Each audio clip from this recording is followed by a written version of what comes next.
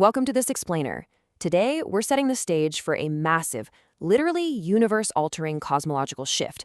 We are picking up the lore in the immediate aftermath of some truly unthinkable destruction. The two trees of Valinor have just been destroyed, their light is entirely gone, and Melkor has fled back to Middle-earth. The whole universe is plunged into this profound, heavy darkness, and the Valar are sitting there in the Ring of Doom, grieving and trying to figure out how to respond to an unprecedented cosmic crisis. What's amazing is that right now, we are about to witness the mythological origin story of the very sun and moon we see in our own sky today. Okay, let's dive right into this, because understanding Manwë's profound realization here is absolutely foundational to everything that happens next. When the Valar hear Fëanor's defiant words about doing deeds that will live in song forever, Manwë weeps. But then, he raises his head and speaks this incredible truth. He realizes that even Melkor's terrible, destructive actions are ultimately going to pave the way for a brand new kind of beauty in the universe. The destruction of the trees wasn't the end. It was actually the harsh, bitter catalyst for a beauty not before conceived. Let's look at exactly how that beauty comes into being. Here's our roadmap for today's explainer. First, the fall of the trees. Then, forging sun and moon. Next, the first dawn, followed by the dance of the heavens, and finally, the hiding of Valinor. Section 1. The fall of the trees. To fully understand this new light, we really have to grasp the absolute devastation of the old. The Valar are holding counsel in deep grief, and they're mourning not just the dead trees, but the marring of Fëanor, the mightiest of the elves, whose corrupted potential they consider one of Melkor's most evil works. Naturally, the Valar take immediate action to try and undo the damage. Manwë commands Yavanna and Nienna to put forth absolutely all of their powers of growth and healing. Nienna weeps her tears of healing. Yavanna sings alone in the shadows for a long time, but it doesn't work. Their efforts fail to cure the mortal wounds of the trees. The lifeless stems are doomed to remain in Valinor as a memorial of vanished joy. Yet, just as hope completely fails, out of that failure comes a miracle. The dead trees yield one final offering. Telparion produces one great flower of silver, and Laurelin produces a single fruit of gold. You guys, this is the literal, physical raw material for our modern sky. Moving right along to Section 2, Forging Sun and Moon. So, to preserve this solitary flower and final fruit, the Valar forged some incredibly magnificent vessels. Aulea and his people get to work, crafting vessels perfectly designed to hold these remnants and preserve their intense radiance. Once forged and hollowed by Manwë, Varda takes these new lamps and sets them in a region called Ilmen, which is basically the lower regions of the heavens. She gives them the power to traverse these regions, voyaging above the earth from west to east. But why go through all this immense effort? Well, the Valar are doing this to illuminate Middle-earth and actively hinder the dark deeds of Melkor. They also know the hour is drawing near for the awakening of men, the aftercomers, who are mortal and much weaker than the elves when it comes to withstanding fear and darkness. Since the Valar don't know exactly where men are going to awake, they decide the safest bet is just to flood the entire world with light. Now, what's really fascinating about this part of the lore is the distinct personalities the Valar choose to actually steer these massive celestial vessels. To guide the sun, they choose Arien. She's a Maya who is essentially a naked, unflinching spirit of fire, entirely uncorrupted by Melkor. She is so intensely bright that even the elves struggle to look at her. On the flip side, the steersman for the moon is Tilion. He is a hunter from the company of Orome, a lover of silver who used to dream by the pools of Este under the old silver light of Telparion. He specifically begged for this job. So you have a rigid, mighty spirit of fire in Arien, contrasted with the wayward, dreaming hunter Tilion. This dynamic is going to have massive consequences for the sky. Which brings us to Section 3, the first dawn. All right. With the vessels built and the pilots chosen, the age of ambient light is officially over. Let's walk through exactly how this astronomical event unfolds. Isil, the moon, was actually finished first, so the Elder of the New Lights rises into the realm of the stars, bringing moonlight to the world. And look at what this triggers. As the moon rises in the west, the exiled elf lord Fingolfin is so inspired that he blows his silver trumpets and begins his epic march into Middle-earth, his host casting long black shadows before them. Tilion traverses the heavens 7 complete times, and just as he is in the furthest east, the vessel of Arien is ready. Anar, the sun, arises in unprecedented glory. The first dawn is described as a great fire upon the mountain towers, kindling the clouds of Middle-earth while the sound of many waterfalls echoes across the land. It's a truly triumphant moment. And as a strategic maneuver by the Valar, it works flawlessly.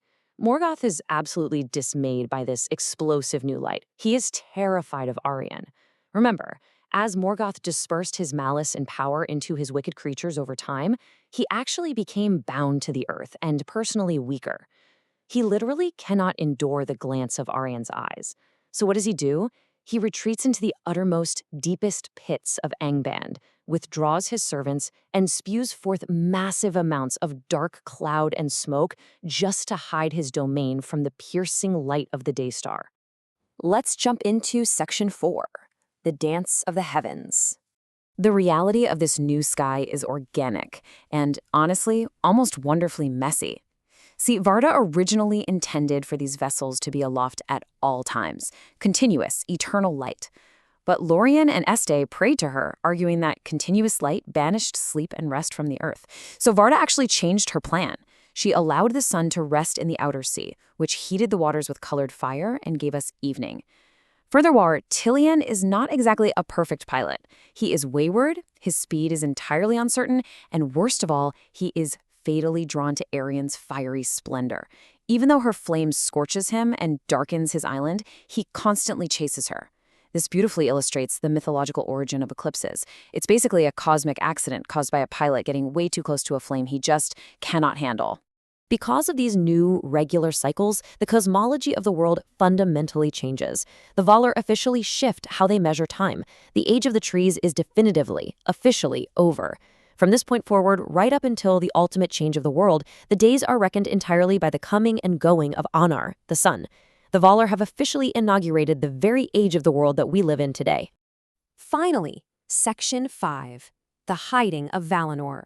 We've seen the cosmic and chronological consequences, for sure, but now we face a far more ominous geographical shift. The world is lit, yes, but the Valar realize their home is still incredibly vulnerable. You might be wondering, why fortify now? Well, even though Morgoth is hiding from the sun, he certainly hasn't given up. Confounded by this masterstroke of the Valar, he actually launches an assault up into Ilmen, sending dark spirits of shadow to attack Tilion, the moon. Now, Tilion is victorious in the celestial skirmish, thankfully, but the attack deeply troubles the Valar. They are unwilling to wage a full-scale war in Middle-earth, but they remember the ancient ruins of the past, and they decide they absolutely will not let Valinor fall again. So they lock it down. And this brilliantly illustrates just how unimaginable the scale of this lockdown actually is. The Valar literally razed the existing mountain walls of the Pelóri to sheer and dreadful heights.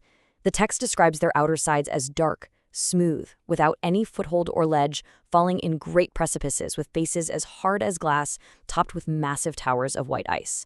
A sleepless watch is set upon them. It is designed to be utterly terrifying and absolutely impassable. This ultimate defense network is built in 3 terrifying layers. First, you have the impassable Pelóri Mountains we just talked about. Second, you have the Calasyria Pass.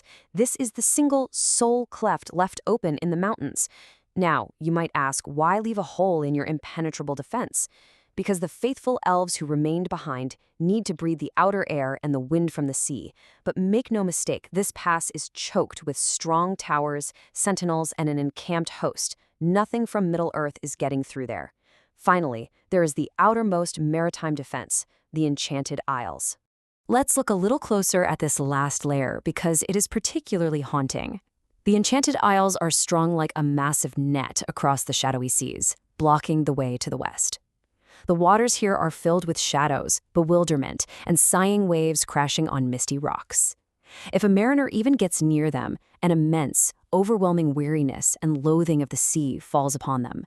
And if a ship somehow makes it to the rocks and someone actually sets foot on the shore, they are immediately entrapped in an enchanted sleep that lasts until the end of the world. This magic physically and permanently shuts the Blessed Realm against the exiled Noldor and Middle-earth. And you know what? This absolute lockdown is staggeringly effective. Just as Mandos had foretold, the way is shut. History records that many desperate messengers would try to sail into the west in the dark days to come, seeking help from the Valar. But because of the ice-crowned mountains, the heavily guarded pass, and those sleep-inducing islands, none ever came to Valinor. Except for one. A single, legendary figure, the mightiest mariner of song, who is yet to come in our story. Which leaves us with this final, really profound question.